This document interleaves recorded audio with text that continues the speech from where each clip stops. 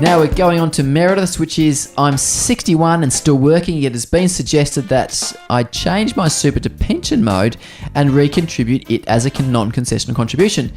How do I set this up? What the best thing is I flick over to this retirement planning webinar or presentation that I've done previously, switch down to how to set up a transition to retirement pension. This really talks about the benefit of a transition to retirement strategy. And the benefits are threefold. So for Meredith, this is why a transition to retirement strategy, particularly once you're 61, is worthwhile. One thing is you're drawing income from your superannuation. That comes to you, particularly if you're 60 years of age, it comes to you tax-free. So 60 years of age comes to you tax-free. Tax-free.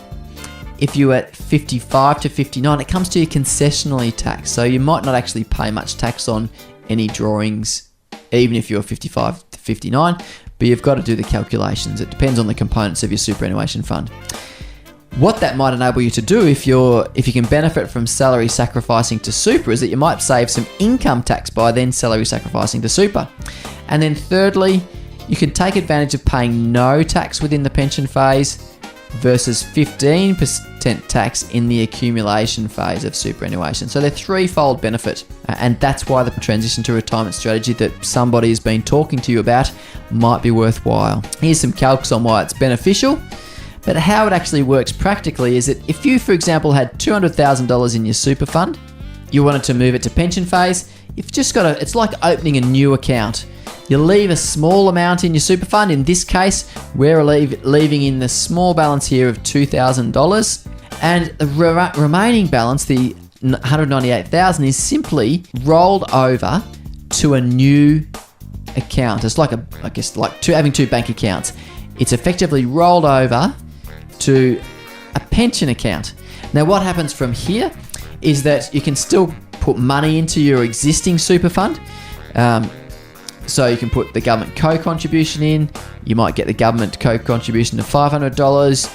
You get employer contributions going into your existing account. You might salary sacrifice. But the other thing that happens is that you need to draw pension payments from your pension account over here. So those pension payments need to come out to your bank account. And you can, if you like, as you mentioned here, Meredith, if you don't need that money, you've got sufficient money to live on, even after maximising your salary sacrifice, you can put that money back into your superannuation account as a non-concessional contribution. That's exactly right. So that's effectively how it works. It's just a matter of filling out some forms to do it, and you're away. You still should receive the investment growth on both accounts. So they're invested in the asset that you choose, from ranging from ethical cash, which is like a term deposit or bank account, ranging to fully shares. And similarly with your accumulation account, it is invested as well and should get some growth in there as well. So hopefully that's answered Meredith's question there.